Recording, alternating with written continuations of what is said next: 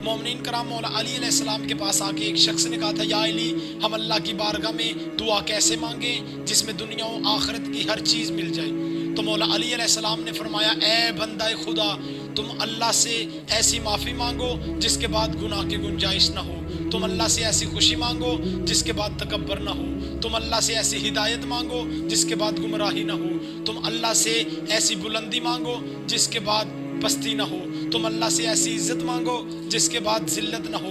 तुम अल्लाह से ऐसी रहमत मांगो जिसके बाद उसका अजाब ना हो। तुम अल्लाह से उसकी ऐसी रज़ा मांगो जिसके बाद उसकी नाराज़गी ना हो।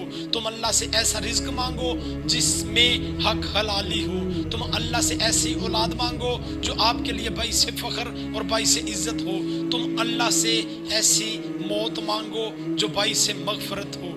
जो शख्स भी अल्लाह की बारगाह में ऐसे दुआ मांगेगा, फिर अल्लाह दुनिया और आखिरत की हर चीज़ को उसके कदमों में रख देगा।